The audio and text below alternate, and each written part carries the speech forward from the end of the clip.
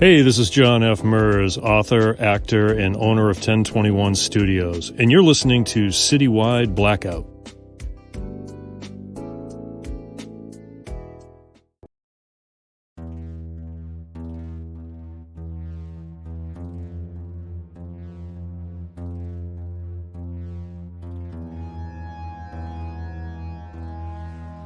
We're going to talk about dreams. They're peaceful, right? Well, but we've all been there. We wake up from a terrifying nightmare, but we tell ourselves it was all a dream. Unless it wasn't. That's a subject that we'll be diving into with Kenneth, Cain, and Tim Meyer. They're the editors of Neverwake, a collection of horror through Crystal Lake Publishing. Ken, Tim, welcome to the show. It's great to have you guys here. Thanks for having us. All right. So I want to just kind of open by just asking how this whole thing came to be in the first place, because you've got a great selection of writers that have contributed their stories to this book. Go ahead, Tim. Yeah, so I guess I've always kind of been obsessed with dreams, and especially like movies that have to do with dreams, like Nightmare on Elm Street, The Cell, just a lot of those trippy, dreamy, kind of psychedelic movies and literature as well. So I had never seen any dream horror anthologies before, and I'd been wanting to edit one for a while. So I kind of brought the idea to Ken, and then Ken kind of went through Crystal Lake because he had a relationship with them, and pitched it to them, and they were into it. And so we basically just decided to kickstart the project, and we just made a list of all the authors that we like, our dream authors that we really wanted to have in the anthology. And surprisingly, the ones at the top pretty much said yes. So that's kind of how it started. Dream authors. I see what you did there. No pun intended. Right. You know, I'm curious as to the genre of dream horror, because I don't think I've ever read any dream horror before. So how would you describe these kinds of stories? They range, really. I mean, you would think you would get the obvious ones like the Nightmare on Elm Street, but we actually got very few of those. And we got some really trippy stories where you can't tell what's the dream and what's not. And we got some stories where the dream is very literal, like a dream world, and stories like all ends of the spectrum, like dark fantasy and dark science fiction, and some apostolary. It was just a really great selection of stories that you wouldn't have expected, Cool. Any particular authors that you think are sort of like the main eventers when it comes to dream horror? Oh man, That's like the tough question now. Yeah, I mean, maybe like I read a lot of John Langan stuff, and like his stuff is always kind of like very surreal and has like this kind of dreamlike quality. I like last year for the first time I read The Fisherman, which is like I think it won the Stoker Award for best novel the year it came out, but and that was just like super kind of trippy and like cosmic-y horror in a cosmic-y horror sort of way. But yeah, I mean, I've read like Fever Dream by Samantha Schweblin, I think her name is. That also was kind of like a literary, not so much horror, but it was very trippy. Also like, Hunter S. Thompson. I'm like a big fan of like Fear and Loathing in Las Vegas, and that's probably like the trippiest you could probably get. And I watch that movie like every year. Yeah. So yeah, I mean, authors like that. In horror, yeah, I'd probably say like Langan, like Laird Barron, who's supposed to be in the anthology, but he had to back out for personal reasons. But yeah, I mean, there's a ton of stuff out there that you can read that's like dreamlike horror. Ken, same question. Well, I've recently read Kathy Koja's The Cipher, and that book itself, I mean, there's some dream sequences in there, but that whole book is really just crazy. So, I mean, I really like that. I agree, Langan. That's like The Fisherman's like one of my favorite books, so I love that book. All right. Yeah, that's good. All right, then let's talk about the authors that we have that are part of this collection, because you've got some great names, a few of them known to me Philip Fracassi and Todd Kiesling, two actual like former guests of the show, and their books are just phenomenal. But why these writers? What about their work made you say, "Hey, these are the guys that we want to be working with"? I mean, for me, I think it was just I'm fans as a reader, someone who reads, almost 80 books a year. I'm just a fan of their work, and everyone who we invited is just like the cream of the crop to us. So like Fracassi stuff is great. I love his stuff. He wrote a really cool story about a dream journal in this one, and he really knocked it out of the park. But yeah, like everyone, for me, it was more just like I'm just fans of their work, and I just want to kind of highlight them in a cool anthology. So that's what it was for me. Cool. Could you give a few more examples as to the kinds of stories that are in this book? Yeah, I mean, we've got there's one about a dream pillow, which is cool. Like, yeah, it's like about this company that makes like these dreaming pillows that make you dream weird stuff. And what about a test subject, like a pill testing thing? Yeah, TJ Simfel, who's actually a screenwriter. I think this was his first published like story in an anthology.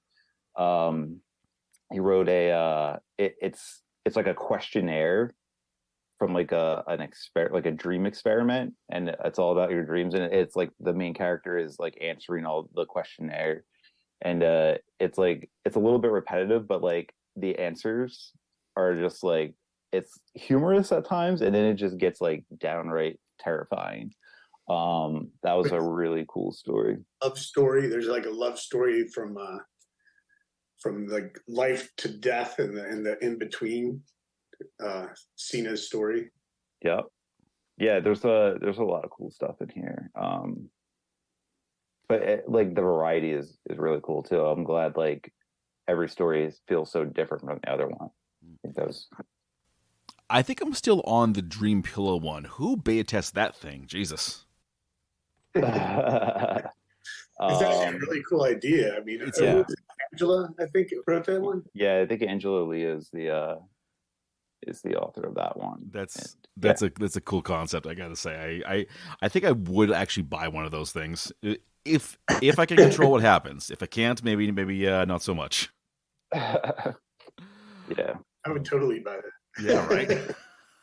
I suffer from a bit of insomnia, so this was like the perfect anthology for me. So yeah, I don't have that problem, but I often will have like work dreams. So I'll just dream about going to work, and I'll wake up like, oh, now I'll have to spend like a half hour figuring out what was actually real and what was in the dream. So, yeah. I used to work at Pepperidge Farm when I was in high school, in college, putting the lids on the cookies. So you would just go like this all day. Oh, God. Like all day long for your shift and, overnight. And I would go to bed and I would just see that, it'd just be like that music from the old Bugs Bunny. Dun, dun, dun, dun, dun, dun, dun, You're like, oh my God. Jeez, that's a nightmare, I think. Holy shit. Yeah. Holy shit. Now, some of these names, like you mentioned, are definitely well known in the horror genre, but I'm curious if there's any like newcomers. Yeah, for sure. Like I mentioned, TJ Simfel, who wrote the story "Thank You for Participating."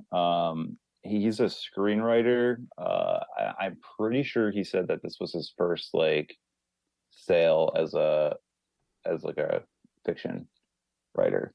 So that's pretty cool. What movie did he write recently? There's Something Wrong with the Children. I don't know if you've heard of that one. Oh yeah, I think that's yeah. He wrote that or co-wrote that, which was actually a pretty cool movie. Man, I don't know if there's anybody else that was like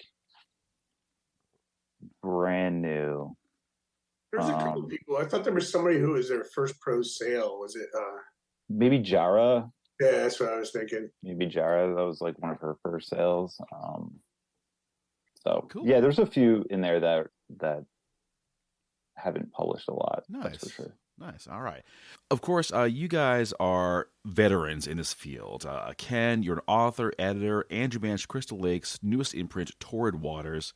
Tim, Yep. I could spend all days talking about all the books you've done, but it's quite a few. Malignant Summer, The Switch House, Dead Daughters, Limbs, a whole lot more.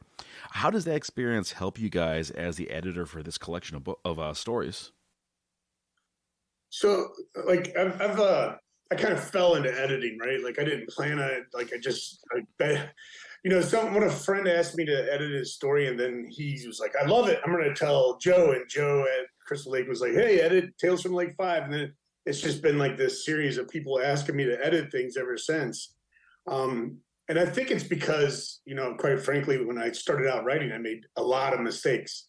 So I've kind of taken this wealth of knowledge. Every time I make a mistake, I would go out and try to find the answer. And so I've kind of taken this wealth of knowledge and built an editor position out of it. And so I think that that's really what helped me with editing is just having made so many mistakes and learned from them and grown as a writer. And there's like a lesson in every story. Sorry, my dogs are freaking out. There's like a lesson in every story, and I think that just keeps it's helped me out with my writing immensely. So,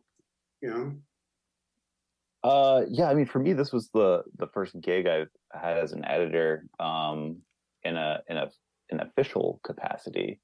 So yeah, I mean, I think just writing a lot and reading a lot obviously helped out. So it's hard to articulate a specific thing that helped me out during the course, but also I kind of relied on Ken a lot during the process because he's so experienced doing it. I just kind of leaned on him throughout, and he kind of took me under his wing, so to speak, and helped me out. Okay, cool.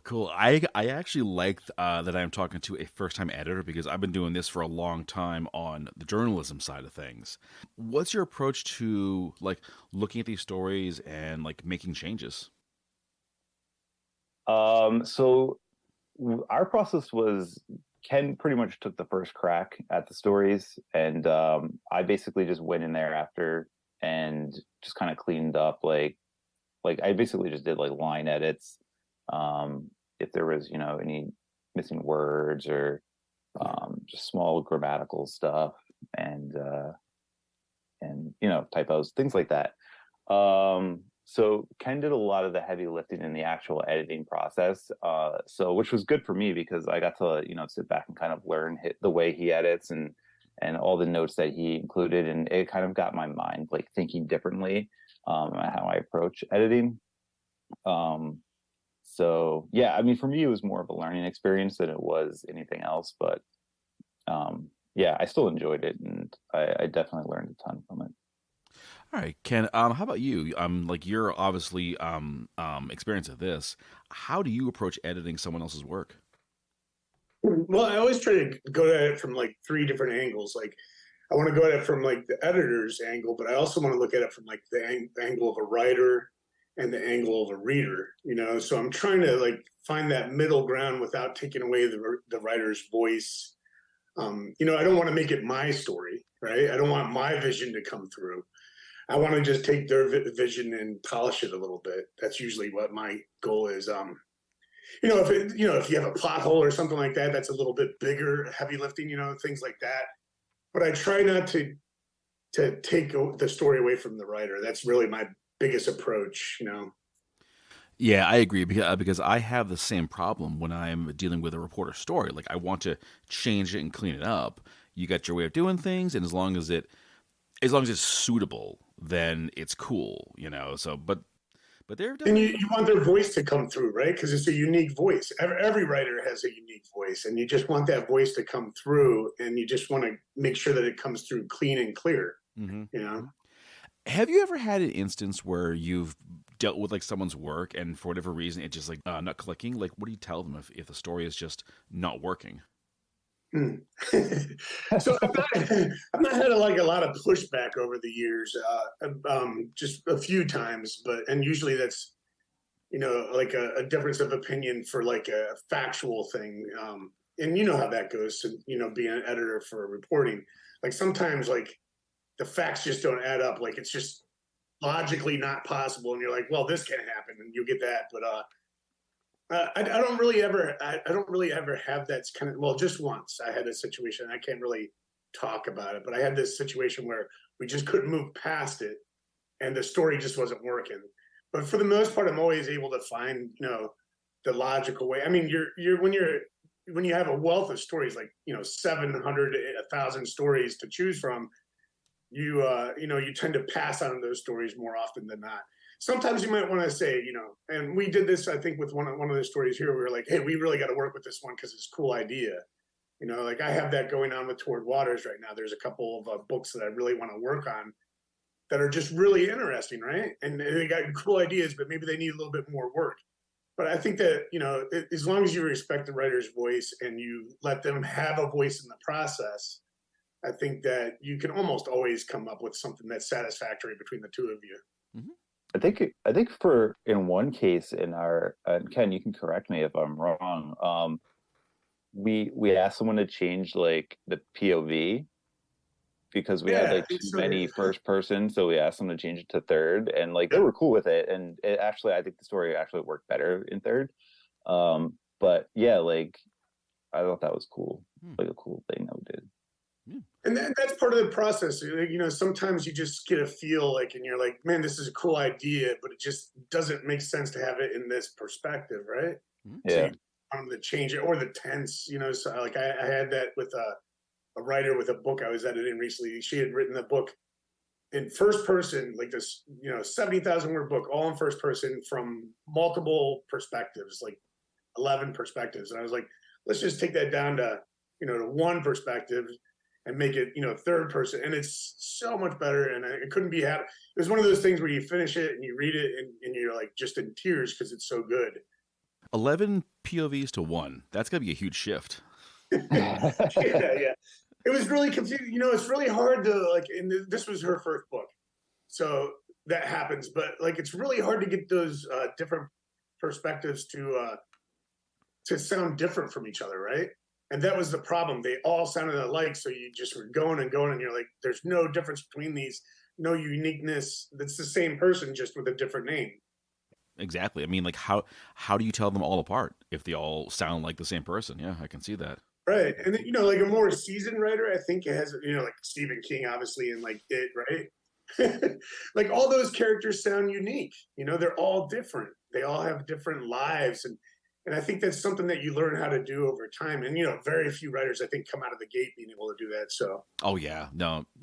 No one ever gets it right the first time. Never. It's always like when I started out as a reporter, what I did then versus what I do now, it's just night and friggin' day. I mean, like I think someone said it once. I think it's pretty accurate. The first draft of everything is shit. that's accurate. And I think it's very true, actually. Yeah. Yeah. I'm sure if you asked Stephen King about his first book, he'd be like, "Nope, it never happened. It never happened." I'm not talking about that. Okay, so going back to this collection, again, you have a ton of great writers, but were there some that couldn't make it, or some that, for whatever reason, they just couldn't be a part of this particular collection? But Laird is the obvious one because of he had health issues, Yep. And he was really gracious about it and everything. I mean, we tried to give him as much time as possible, and he was just like, I just don't think I can do it. And he supported the book. He shared it on social media, and that's part of the thing when you were talking to when Tim was talking about like how we select authors. Like a lot of times for me, like I've edited like a lot of people in this genre, so for me it's like collecting baseball cards sometimes. And I still haven't got that Laird Barron, you know what I mean? I want that Laird Barron. So I like that. Yeah. I like that. Baseball cards. That's so cool. All right. How about the order of the stories? Are these in a particular order? They are. How did we arrange that? I kind of forget. I think we just kind of like, well, you had like a number system. He had a number system. I had a number system, and we kind of just went. We had like, I think like 10 different tries at it before we found one that we liked. Yeah, you have like a specific like arrangement of how you think like the story should go. So like we kind of played with that, and then I think we did a lot of shuffling like back and forth in like in an Excel spreadsheet. But yeah, it was tough getting it down. But we knew we wanted to. Oh, I'm sorry. I was just gonna say, like, the only thing that we knew is like we wanted for Cassie's story to be the ending one, because the word count was our limit was 4,500 words, I think, and he turned in like a 9,000 word story. And he was like, I'm sorry, I just that's how it came out, and we're like, all right, that's cool, whatever. So we wanted it to kind of like, it's like a novelette, it's not even like a short story, so we wanted that to be kind of like the one that brings the anthology home, and we had both decided that like really early on. But as far as the rest of them, it was kind of like chaotic. It's a little hard, right? Because you want to come out of the gates with like something that hits hard, but you want to leave them with something that they are thinking about. And then all in between, like, not every story is going to be like, like the top, like 100%. Sometimes you have one that's like 85%. So you like kind of shoulder it with like stronger stories, because you're always trying to string the reader along throughout the whole anthology. And that's my kind of goal with the whole thing, is just trying to keep the reader interested and with a variety. Like, the last thing you want is like, if you have like 5 pillow stories, you don't want to have them all in a bunch. Right? Yeah. Well, we only had one pillow story. Yeah. One of the things we did think about too was because a lot of the pieces in here are experimental in terms of like structure or just like the content itself. So we didn't want too many like experimental stories like back to back, because that for a reader could get like to be a little bit much. So we wanted to kind of do like a more traditional story and then an experimental story, and then kind of like piece them together that way. Which story opens it? That would be, hold on. That Peterson story, I think. Yes. She Who Brings the Rain by Kristen Peterson. Ooh, great title. I like that. It's a great story. And what's that story about? It's very trippy and psychedelic, and it's, I wouldn't say it's very experimental, but it's very like, it has like this very dreamlike quality to it. And it's basically about a woman who is like on a seaside town sort of, and she like kind of discovers this thing. I don't want to give too much away because it's short, but yeah, it gives away too much. Yeah, it's probably one of the more like literary stories, I think, in it. It was just very beautifully written, and I think that was like one of the ones that we both said yes to like really early on. It was like, this, we have to have this for this anthology. When it came to the final order, like, how'd you know you kind of hit it? Like, how'd you know, okay, this is it, we're going with it, no more tries? I don't know if there was like a specific moment. It was just one of those things we just tried again until we kind of, and like I said, we were both making up orders. And when we found that we had kind of like and that's how it was with a lot of the selections too. Like, we did a lot of things blindly. We both came up with the stories that we wanted to accept blindly, and then compared notes. And we were, 100% on most of those. So we really came down to like 3 or 4 stories that we had to convince each other to take, and thankfully, to be honest, Tim had the majority of those, and I agreed with him when we started getting into it. Same thing with the order, he blindly picked an order, I blindly picked an order, and it didn't match, so we kept going until we found one that we kind of agreed on, and then we could fill in the blanks from there, All right. I'm not going to ask your favorite story, because I'm sure that is impossible to answer. I will ask, though, if someone had to say, okay, what should I begin with, or what is a good kind of example that I should like dive into first before reading like the rest of them? I like so many of these. I mean, that's the thing. Yeah. Everybody always asks what's your favorite, and I've changed it, I think, in every show, because I love them all. Yeah. And it's whichever one's like hitting with you at the moment. But like, I really love like Angela's story, like we were talking about earlier, that pillow story. I know that one's been really popular lately. It's got really just a fun feel to it, with just that slight bit of horror, right? So I like that. Let me see. What other ones do you like really a lot, Tim? I like Permanent Ink a lot. That was a really fun story. Yes, the tattoo one you liked a lot. I like them all. Mm. I think one of the ones that I've been recommending a lot is the one that TJ wrote with the post experiment thing. But yeah, I don't know. There's so many good ones. Joe Koch wrote a one called Arm and Grabber, and it's like it's very sci-fi. It's probably the most sci-fi story. It takes place in like a spaceship, and that one is just kind of crazy and trippy, and I enjoy that a lot too. We've done like a lot of these podcasts, and like everyone always like asks what our favorite story is, and I've been trying to like hit them all to give them each like their fair due. I don't think I gave. Catherine McCarthy's is so good too, and it's a Yeah, heartbreaking story, so that's a good one. there's a few heartbreakers in this one. Yeah, that one definitely hits you in the feels. Okay. All right, then let us talk about cover art because I'm looking at the cover right now for this book and holy shit. This is one of the best covers, if not the best cover. Like, this thing is like poster worthy, I would say. How did the cover come to be? I've worked with Don Noble a lot. He's done a few of my covers, like the Switch House. I think he did the original Dead Daughters cover. He's done a bunch of covers for me and some work for me. So I reached out to him because a lot of this stuff is very psychedelic and trippy, and it has like that feel to it. So I thought he was like the perfect choice. And so yeah, we reached out to him and he was into it. And I don't think we gave him like any direction whatsoever. It was kind of just like, Have fun.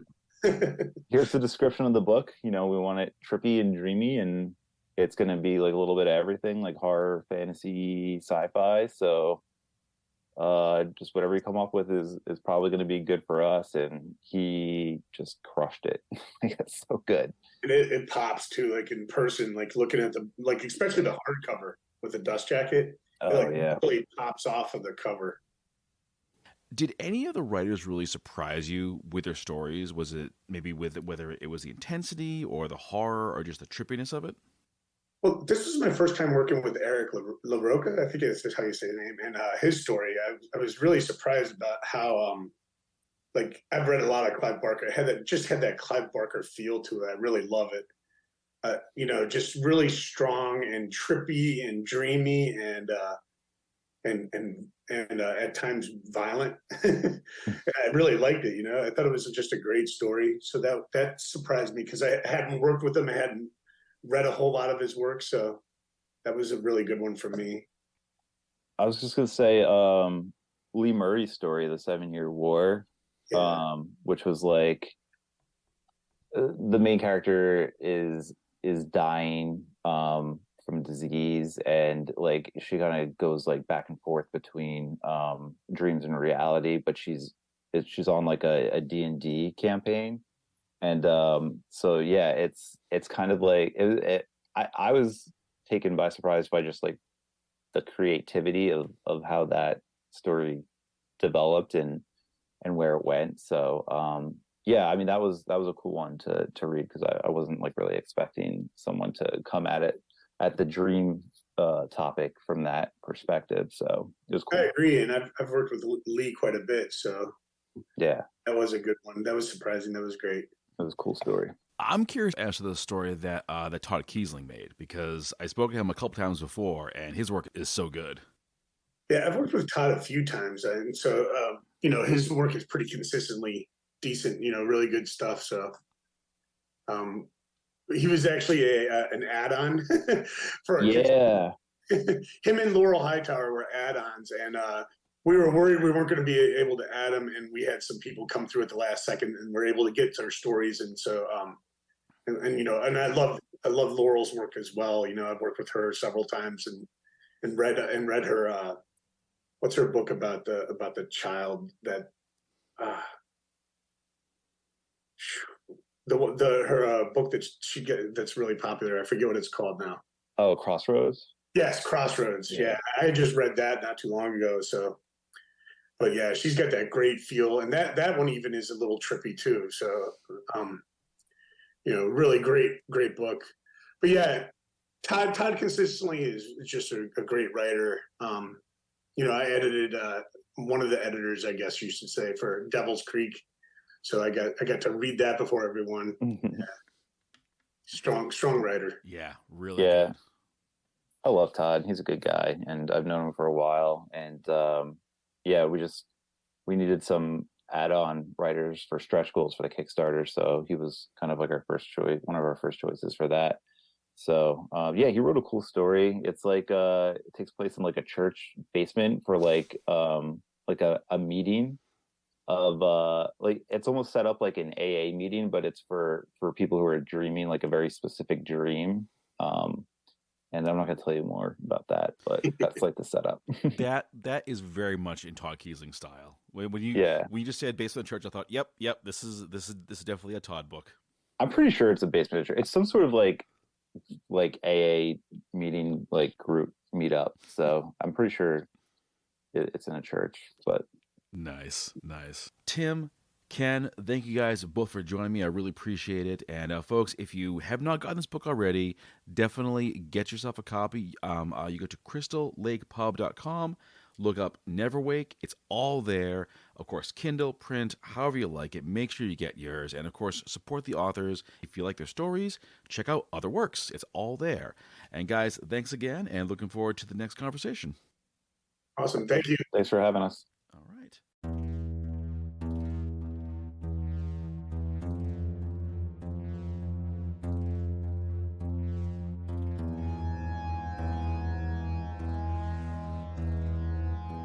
Hey everyone, how's it going? Welcome back to the show. So good to have you all here. I'm your host, Max Bone, and of course joining me, as he always does, the riding shotgun partner of mine, Curtis Hughes. Curtis, welcome back, buddy. Thanks, pal, and I appreciate you allowing me to ride shotgun, but I seem to have misplaced it, so I'm just going to use this little water pistol that I have, and hope for the best. So. We're talking about the recently released book from Crystal Lake Publishing, Dark Tide 10, The Dead Shall Rise. This is a collection of 3 really cool zombie stories, and we're talking with the authors. But I do want to mention that, sadly, one of the writers, Jay Wilburn, passed away last year. His story is called Prepare Because Death is Coming. This is a really cool story all about It basically takes place 40 years following the fall, the end of the world, the zombie rising.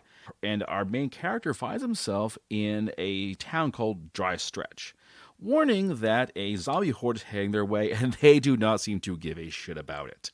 No one's ready. Total just whatever. This sounds like a really, really cool story. And joining us to talk about this one and their own stories are writers Armand, Rosamilia, and Erin Lewis. Welcome to the show. It is so cool to have you both here. Welcome. Thank you. All right. Hi, thanks for having us. Of course. So to kick this off, I'd like to ask just how this book kind of came to be. Where did the idea come from to do this like zombie short story novella trilogy? It came from Joe from Crystal Lake.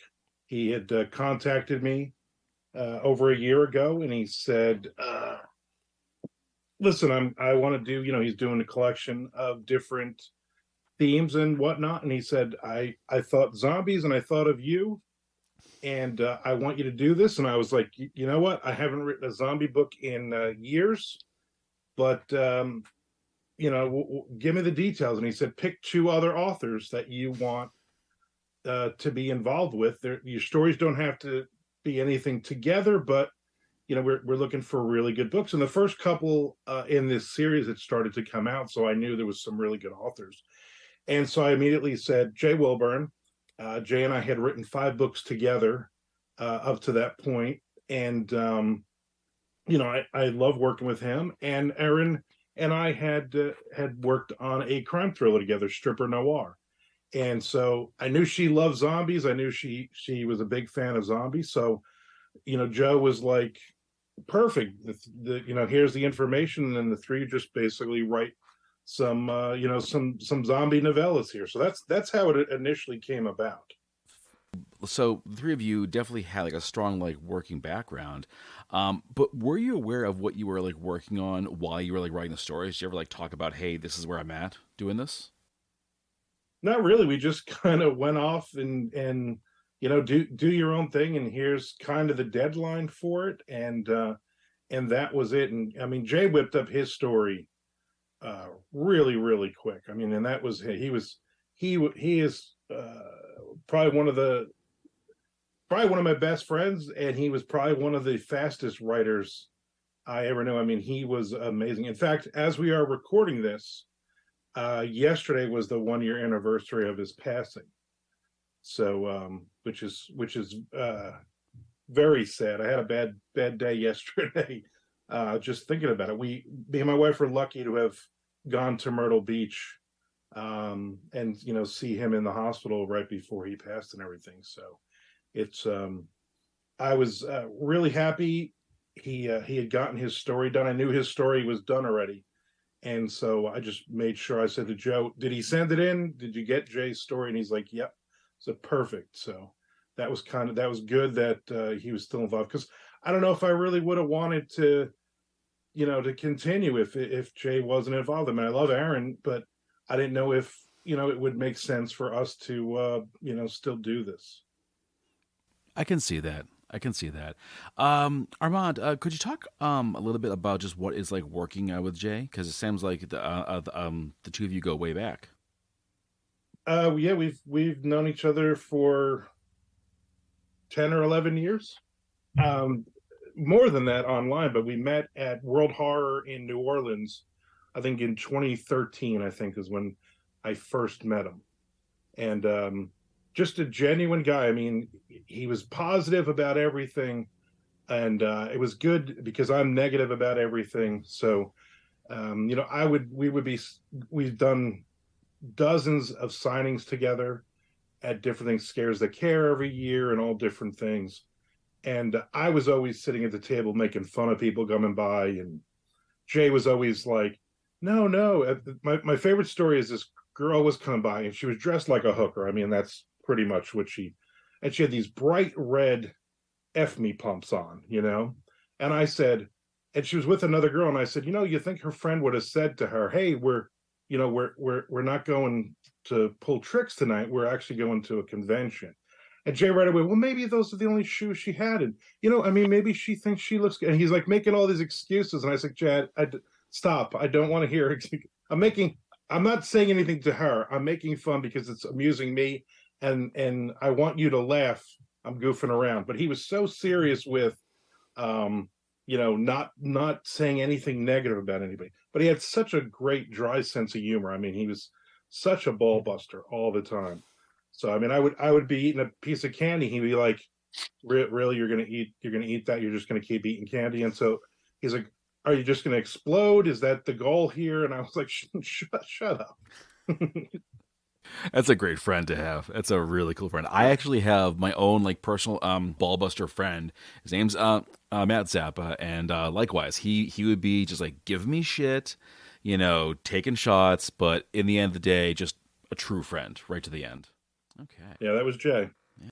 Could you give me your take on his story? Because just from the description, this sounds like a really, really cool story. I'm gonna be completely honest. I have not read it. Fair enough.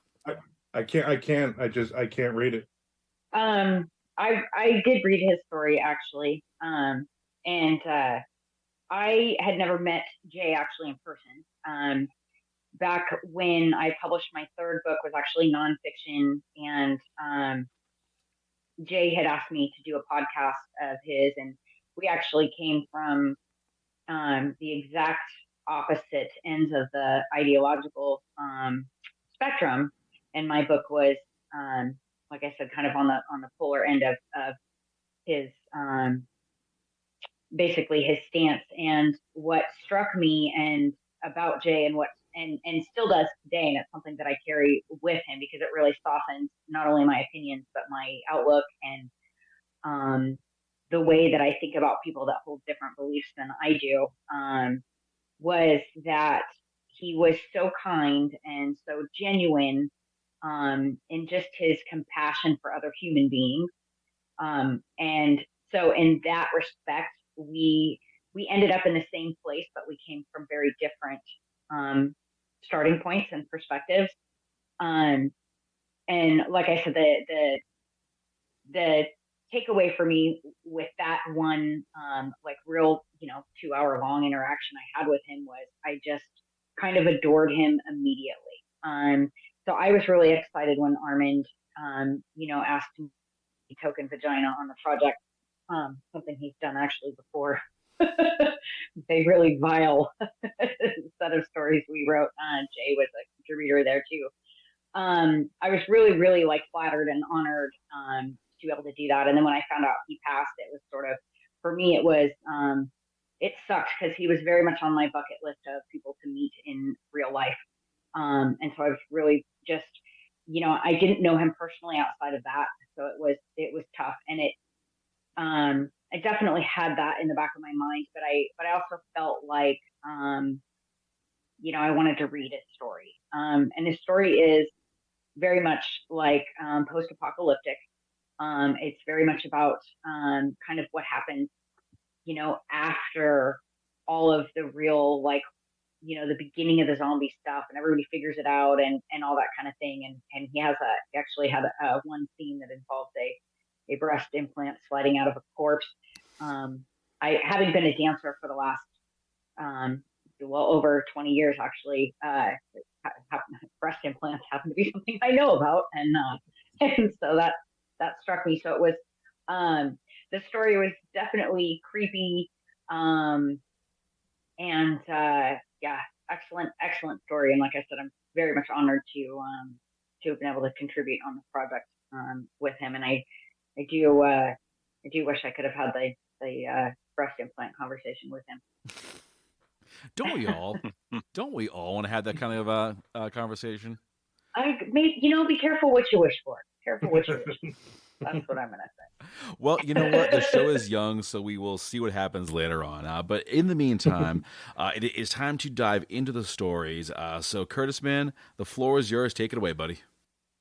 Sure. Armand, your story, Zombie Diner. So a family finds themselves on the wrong side of the zombie apocalypse. I don't know if anybody can be on the right side of a zombie apocalypse. Is there? I guess it depends on the... Yeah, I don't think there's a right side, really. Maybe like far, far away. Yeah, I know in my nightmares, I've never been on the right side of it. So, fair enough. But tell us how your story, how the zombie apocalypse begins. So the story itself is the skeleton of it is a much older story. I started my zombie series, Dying Days, back in 2009. And it's a 9-book series, and I had ended it a few years ago, and I swore I was never going to write any more zombie stuff.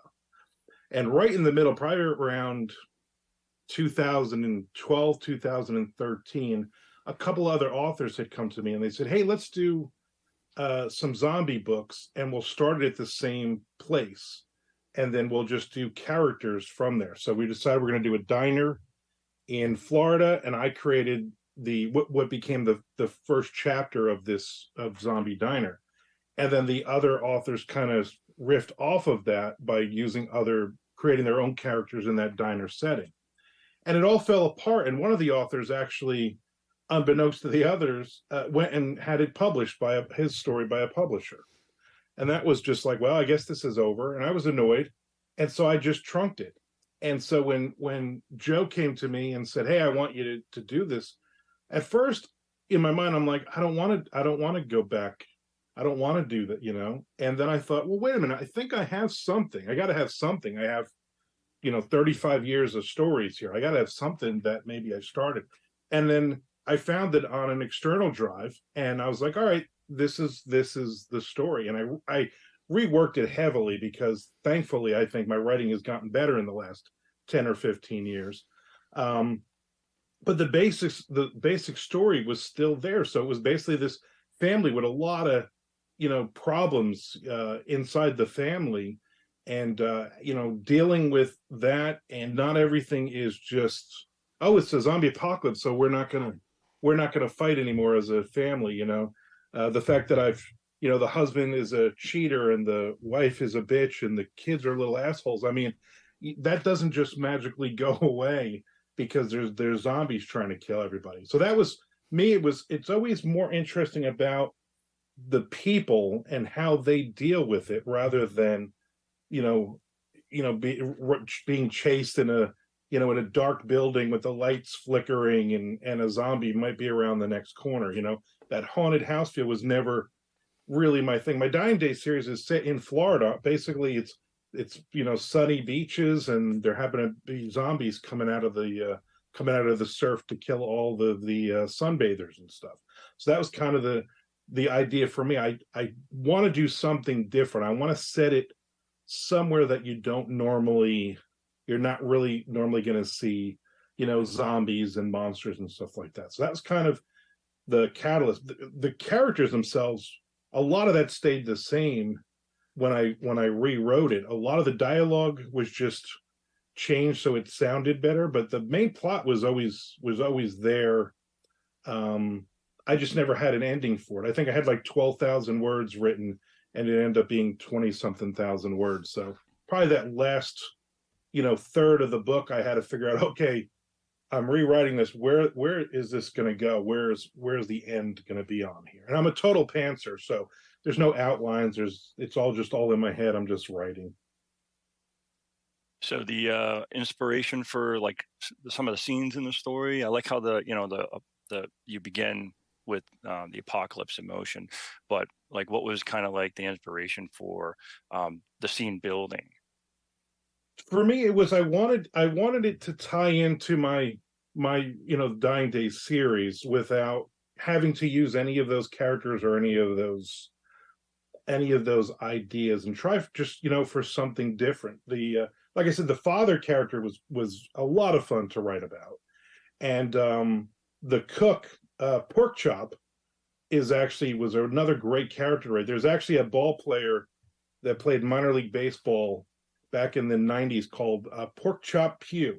And I always thought that was a cool name, that his nickname was Pork Chop. Where do you get a name like that? And I figured, what, a short order cook in a diner, that's a perfect name for him. So that was kind of the thing. And the daughter, Isabella, my middle kid is Isabella, and she's a little pain in the ass. So that was a great inspiration to write that character.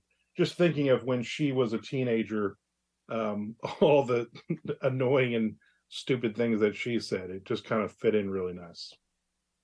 Nice. The interest in the undead, how did that come about? When did that start? Years ago, it was. I'm not a huge horror movie fan. Okay. I was as a kid. I grew up, watching all the classics and then Friday the 13th and Halloween and all. And I really got away from it. It got boring for me. So for me, back in like 2008, 2009, somewhere around there, when, Amazon started and it was the Wild West, and there was like 5 zombie books up. And I was like, I'm going to write a zombie story, but I want to read. So I started reading stuff. And when I found The Rising by Brian Keene, that was it. I was like, this is different. This is the way you can make it where it's not just Night of the Living Dead, dumb moaning monsters, and that's kind of the thing. So for me, it was like, let's try to do something different. And when I started reading, a lot of these stories, especially the short story collections, then I was like, okay, we can do something different here. And it wasn't boring. Like I thought, I'm just going to write some dumb zombie thing, and then that'll be it. And then I've written, 1 million words in zombie stories so far. Yeah, you've definitely covered a lot of ground, a lot of genres in your writing. So, like including, I think, crime thrillers, supernatural thrillers, and even some nonfiction work. Yeah. Curious, is there any sort of overlap between those genres and zombies? For me, it's my writing voice. I realized years ago that whether I'm writing a horror story or a crime thriller story or supernatural, whatever, that you're looking for that first 1,000 readers, and they were more interested in the voice rather than a specific genre. They they wanted to read about these characters. And I realized, you know what, I can write just about anything. And I mean, I've ghostwritten military romance books for people. I've done just about anything. But for me, it was just really stay true to, my voice in the way that you want to write books that you want to read. That's kind of the idea. So for me, that's always worked. I'm writing way more crime thriller stuff now than horror. I've kind of gotten bored with some of the horror stuff, and the community is very small, and it's imploding, every 6 months. And let's be honest, I've been full-time for over 12 years, and it's because of the money I'm making right now from the crime thriller stuff. I'm making like 10 times the amount of money, and I love writing the crime thriller stuff more than the horror now. So kind of worked out for me. Definitely. So it's like in your catalog, you've got something like 200 stories, right? Yeah, it's like 230 releases or something like that. Wow. Okay. So do you have any methods or writing practices that have become ingrained over time? I do a thing called, I call it the Mondo method. And it's write for the first 15 minutes at the top of every hour. And keep track of that. So I'm doing like 600 to 1,000 words. So if I can do that 3 times a day, then I'm writing, close to 2,000 words a day. So my goal is 1,096 words a day average, which would be 400,000 words for the year. Most of the years I've gotten to 500 or at least close to 500. I also write live on Twitch 3 or 4 days a week. So in the afternoon for like an hour to 2 hours, I got people in the chat room that are jumping in and talking with me. And every now and then I'll be like, hey, I need a name for a school bus driver or something. And, and somebody will throw out a name or something, but it's the community of talking to, a dozen people that are in the chat with me. And they can see me and I'm writing, and I'm just like, today I was on and I finished my 12th and final book in my Dirty Deeds series. So I did it live while people were in there, and everybody was like, oh, that's really cool. And I'm like, I'm kind of sad now, because this is 6 years I've been writing this series, and now it's over. But tomorrow I jump in and I'll just start writing something else. So that's the fun for me of doing it. And again, it's not really I'm worried about the genres and different things. Is it my turn, Curtis? Is it my turn now? You go ahead, take it away, sir. All right. So now I had the pleasure of talking to Erin Lewis about her story, which is called Dance with the Dead. This all starts kind of at the beginning of the zombie apocalypse. Tiffany is working at the strip club, just another ordinary night, and then someone loses their shit in the VIP room, and it just goes about as south as it usually goes in these situations. And Tiffany is stuck with not really the ideal zombie apocalypse crew, this cocaine-rattled manager and the shady club owner, and she's got to basically stick with them throughout this whole thing. So, Erin, I guess the first question I have is kind of how this whole thing starts. Like how does your zombie apocalypse begin? Well, basically, she's giving a dance in the VIP room, and she. I don't know how many people are like super familiar with that, but a lot of times you have like semi-private booths, right? So you walk in and there's, they're open mostly, but they're also sort of like, they're like cubicles. I mean, I used to joke, I left an office job in a cubicle to go work basically in another cubicle. This one lined with velour. So basically she starts out, she's giving a dance, and she noticed that he kind of smells sort of funny, and that happens from time to time. You get weird cologne or, things like that. People, come straight from dinner or whatever. But of course it starts getting weird. And then she kind of looks and he doesn't look well. And he's kind of like sweating, and she's like, okay, well, I just kind of sort of want to get this like over with and be done and gone. And he looks like he falls asleep, and well, he's not asleep. And then turns out he attacks her, and he's like, and she's kind of thinking, okay, well, this dude's kind of nutty. Whatever, no big deal. She's got these big bouncers, that generally speaking, actually most of them look quite a lot like Armand here. uh, and so basically, she gets bit and she's like, okay, this is crazy. This dude just bit me, but also sort of not like, maybe in like another like profession or job, you would sort of be like freaking out, but it's like, he disinfected, who knows? This guy was probably on drugs, whatever, bouncer kind of drags him out. There's some scuffles and, he's gone and it feels like everything's, cool.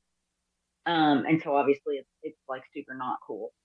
And of course, one of the bouncers gets bit and people are trying to, figure out what's up. And then, Tiffany, for the most part, is kind of trying to conceal her bite when she realizes what happens to people that have gotten bit. And for some reason, it doesn't seem to be happening to her right away. They retreat to the upstairs office, and maybe a tad bit of a stereotype, but sometimes stereotypes are based in, a kernel of truth. So there's some shady stuff that's going on upstairs. The manager isn't quite sure how to deal with it. Everybody knows that he has a stimulant use disorder. So it's not really a huge shock when he pulls out these massive sack of like cocaine and pills and stuff. And of course, he's more worried about the pills because he wants everybody awake. We got some scared strippers and we got a stoner DJ who's actually very much based on my all-time favorite DJ. It kind of goes crazy from there. I think, one of the worst things you would want in a manager who typically would be your leader, right? If you're in a situation, is the person you're going to kind of rely on. They're basically the authority. Once he's like super hopped up on coke and has access to a bunch of guns, he's not necessarily making the best decision. So they kind of have to, the people that are left sort of have to pick up the slack. It's funny because usually in these situations, whoever's like in charge of the zombie group is this very noble figure, someone who's very capable, and you don't have to worry about them. Instead, nope, drug-addled manager with a lot of guns. I'm sure it'll end well. I'm sure it's fine. So why doesn't Tiffany just bolt? I mean, given that she's with the less than like ideal crew here, why doesn't she say, forget about it, I'm going to take care of myself and get out of here? Well, at first she's not really quite aware of what's going on. And plus she knows she's been bitten. And the other thing is, because the club is actually owned by some really shady people. The last, and this is actually quite, there's a lot of things that, a lot of my writing comes based out of my own experiences. And the last thing any club owner or manager, and really any of the staff wants, is police there. Like really the very last thing you want. Unless it's like really dire. By the time she realizes how dire it is, they come to find out that the club owner has a way to actually seal off the club. And so there really isn't, trying to get out is sort of one of the problems she has to kind of face. And they all actually have to figure out is how to get out. But they trigger some sort of like, things to where the exits are basically sealed. Now, looking at the work you've done, was this your first zombie story? So not technically. Okay. I have one in the trunk that Armand knows what I'm going to say and hates it already, and I don't really care. I have a zombie story that has been rejected more times than I can count, and I also don't care because I still love it. It was based on a mutual hatred of Brussels sprouts, and so I actually have a zombie story where Brussels sprouts are what kicks off the zombies. Basically, it's sort of like a terrorist act, but rather than like biting people, it spreads from the actual Brussels sprouts. So the people that ate them first, they die of some very serious digestive issues, which I found hilarious personally.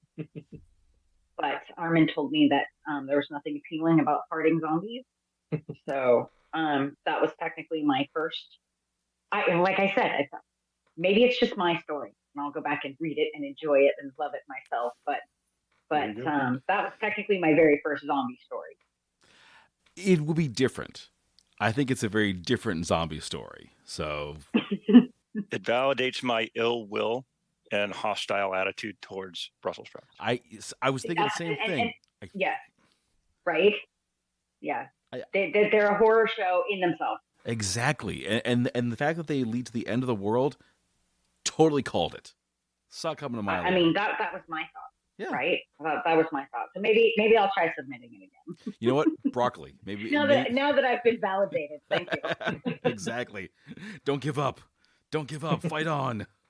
Now, as you mentioned before, you've worked in the adult entertainment business for about 20 years, and this is frequently factored into your stories. How does that, I guess, influence how the story goes? I started writing nonfiction about dancing, and it's all. It pretty much influences almost everything I write. A lot of times because people aren't necessarily privy to the inside workings, the social dynamics, and all that kind of stuff of the strip club. So for me, it's sort of getting a more accurate story out there, even through my fictional stories. Like in Dance with the Dead, there's a certain amount of camaraderie that happens basically around this, this whole like traumatic event. And of course, she has a nemesis, the Glitter Queen. Actually, I hate glitter just about as much as I hate Brussels sprouts. So that's generally a running theme because it's like, it really is like, it's like herpes, man. You think it's gone and then all of a sudden it like shows back up and it's like in the worst place at like the most inconvenient time ever. But not that I know anything about herpes, but yeah, it really does. A lot of those experiences, and especially when I'm imagining scenes or I'm imagining the way that conversations go or personal dynamics happen, it really draws on my 2 decades of experience doing them. It's a very unique outside the mainstream thing. So I really enjoy being able to insert those experiences into my stories, nonfiction or fiction. Do want to ask this question. I'm almost afraid of the answer, though. Have you had the experience with a coke-addled club manager? Okay, so coke is something that was pretty prolific, but generally kept on the down low. And it wasn't. I talk too much anyway, and I've always been leaning more towards like weed. And I'm from California, so that sort of tracks. But so I was never really in those cliques that really did that. I know that back in the day when I first started, it wasn't so much coke as it was like speed. And I'm pretty sure I had a manager that was into that at one point. But Lenny in my story is not necessarily based on anybody. While I would say pretty much all the other characters are. I had a certain, maybe I had people that influenced those ideas and those characters. I would say Lenny is kind of straight from my imagination. Okay. But I needed him. For certain scenes, I really needed him. Okay. And I needed him to be doing that amount of blow. Really, really central to the overall story, right? It kind of was. So thanks, Lenny. Yeah. Thanks, Lenny. Appreciate that, buddy. All right, so let's talk scenes because, of course, with the zombie story, you're going to have zombie kill scenes, whether it's killing people or zombies. And I'm curious, with your story, do you have a particular scene that's like, this is my scene, it has to stay no matter what? Oh, yeah. That actually involves Lenny and the stripper pole. Yeah. Definitely. When that's I'm not sure. I don't know how much I can say without like giving a huge spoiler, but yeah, I needed him to I once he, got all his false chemically induced bravado and was able to have access to the weapons and thought he was going to be, Rambo and Scarface sort of like mixed together. It's where he goes down to actually go and wreck shop and fix everything and take care of everything and basically gets trapped at the stripper pole. If had they questioned me on that one, I would have fought tooth and nail. As well you should. Was there a particular zombie story, movie, comic, what have you, that really got you like into the genre in the first place? Yeah, when it comes to like reading, actually, Brian Cain, The Rising was a big one for me.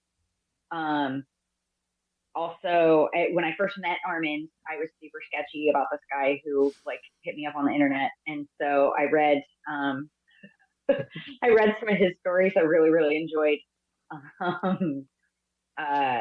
his zombie stories.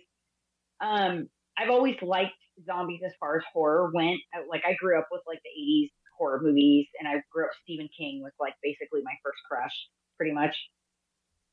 And the thing that I always really liked about zombies in particular was kind of like what Armand was talking about, where it's the logistics, it's the figuring out, the strategizing, the having to either compromise, the having to come up with resources or be resourceful.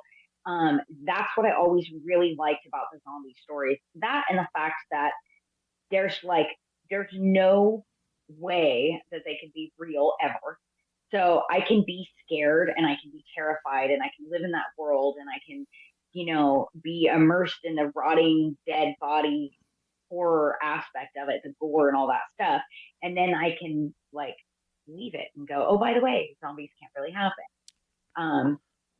So it's one of those things where, as opposed to like true crime, which I do really like crime, thrillers and all that kind of stuff, that stuff can actually be really scary because it can really, like, most of that time that's plausible. But when it comes to like zombies, in particular, you can have all the gore and all the scary stuff and all the gross out and all that like fear and anxiety, but then you can sort of like leave it at the door. Granted, it still does give me nightmares, so there might be a small hole in my theory, because when I do have nightmares, they're either snakes or zombies. Well, you say they can't happen, Erin, but I have seen actual footage of this kind of insect that basically hollows out its prey and then takes it over to kind of spread its young around. So, I don't know. Zombie people, maybe not, but zombie bugs, yep, that's definitely a thing. And it's friggin' terrifying to watch. Someday we're gonna have farting zombies attacking us. Is what's gonna happen. I guess so. Yeah. I guess. Yeah. Who knows? Armin, I'm sending him to Florida. It'll happen, and we'll be like, Erin was right the entire time. Oh my god! All the publishers think, God, we should have published your story. We're all doomed because of our just like short-sighted attitudes. All right. Well, folks, we are coming down to the end of the episode, and everything you've heard here. Get yourself a copy of this book, guys. You go to crystallakepub.com. You'll find everything there. So many books. And you can check out these wonderful writers' works at armandrosamilia.com. It'll all be in the links, and erinlewis.com. And Armand, Erin, thank you both for joining us. It's been really cool talking to you and talking zombies and learning all about these great stories. Yeah, appreciate it. Thanks for having us on. And with that, we bring this episode to a close. Thanks for listening, and if you haven't already, check us out on Facebook under Citywide Blackout, and Twitter and Instagram under Citywide Max. You can catch this and all your favorite episodes on your favorite podcast platform, and new episodes are added every week, as well as on Boston Free Radio every Saturday at 10 p.m. You get at me at citywidemax@yahoo.com if you want to suggest a guest, submit your music, or just drop us a line. Thanks for tuning in, and I'll see you next time.